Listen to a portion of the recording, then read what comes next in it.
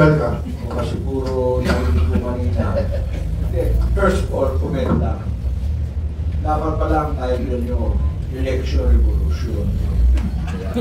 Election o Revolution. Hindi gano'n mo sabihin. Election Revolution. Kasi ayaw nyo ng revolution eh. Talaga pag yung revolution, what is happening today, happened already eh, before. Mauulit din. Hindi yung magbukas ang Kongreso. I'm telling you, what is happening today happened already during the time of ERA. Doon sa Senado nag-umpisa, nagsayaw-sayaw pa si Tessie Ureta. Ito, sasayaw-sayaw siguro siyang Malolos doon sa Kongreso. It would trigger something. Yun ang komentaryo ko. Pero ito ang tanong ko. Ang daming criminal offense and they are not included doon sa election-related. Ang election-related, tungkol sa proseso. Proseso ng eleksyon, process. But that is not included sa immunity. Sa mga sinabi nyo, napakaraming criminal action outside of the process.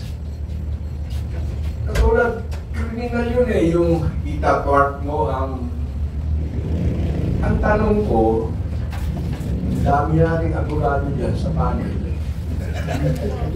Pag-usap na kayo, payag kayo ng mga kaso na mga dapat, pagkamat alam natin na ngayon, hindi pakikinig sa inyo pati korte. There is no such thing as rule of law now. Ang law ngayon si Bongbong.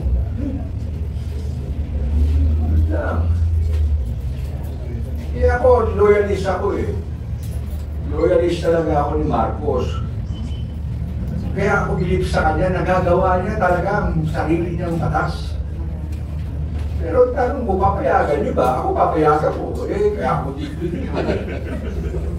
Pero kung kayo, may angal kayo, eh, papayagan. Ganun lang yun. Kapapayag ako. Mag-isa lang ako. Hindi ko susundin. Hindi ko gusto susundin niyo ako. Eh kung kayakan man ako oo. Dahil sa pagmamahal mo sa tatay niya. Diba? Ganun lang yun. Pero hindi ko siya mahal. Thank you. Ngayon, narinig ko yung mga sinasabi niyo. Eh, baksyo kayo. Ganun lang yun. Sige, salamat. Comment lang po ako doon sa... Comment lang po ako doon sa initial na sinabi nyo na ayaw namin ng revolusyon, gusto po namin ng revolusyon. Pero tama po yung sinabi nyo na gusto namin ng election revolution. Wala po kasing, isa po kasing importanteng elemento ng revolusyon, suporta ng tao. Wala pong magtatagumpay na revolusyon pag walang suporta ng tao.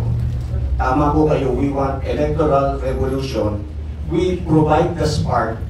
Ang aming buong pag-asa, magtutuloy-tuloy yung fire. Hindi yung putok kami ng putok, walang nangyayari. Gusto lang po namin pukawin yung damdamin ng ating mga kababayan.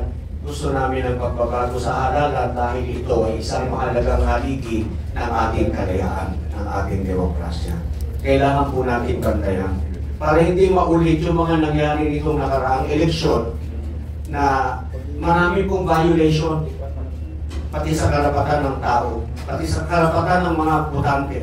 Hindi nila nalaman kung sino-sino ang mga kandidato, ipinagbabawal ang paglagay ng tarpaulin pagka hindi ka nasa administrasyon, ipinagbabawal ang pagkampanya o pakikipag-usap o pag-participate sa electoral process pagka ang sasalihan mo kalaban ng nakaupo.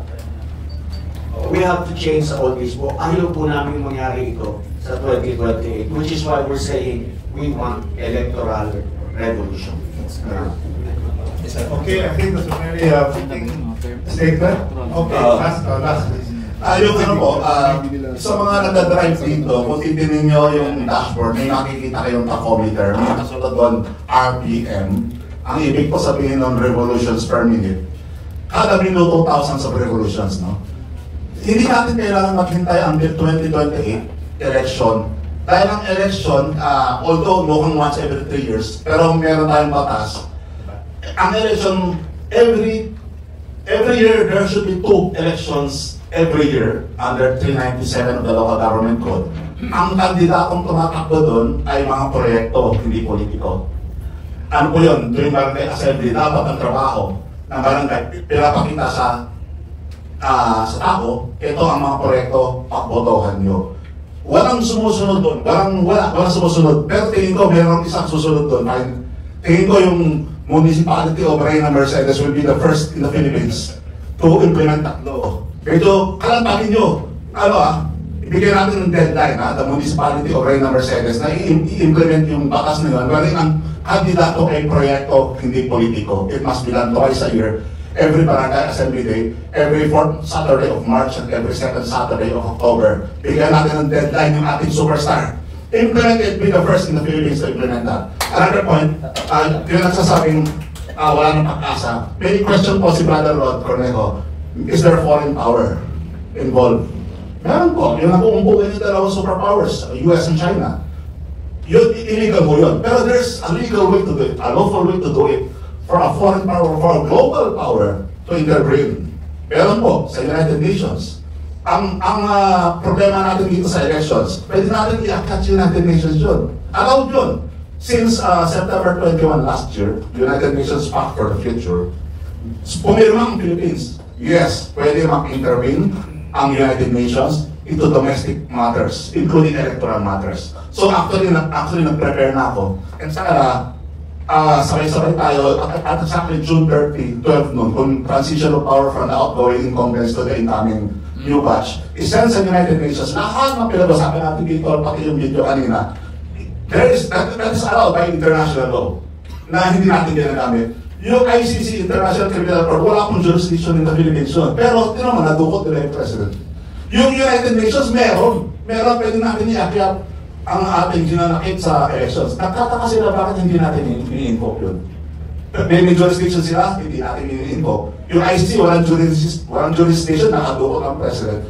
So, come June 30 this year, sabay-sabay, at exactly 12 noon, isasend email natin allowed by email yun isasend sa United Nations lahat ng mga grievances natin sa elections natin ngayon. Yun po lang.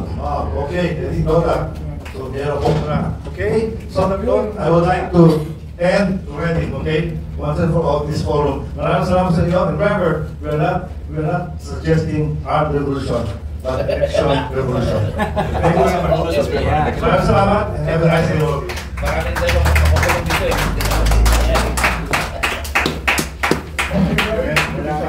Your picture.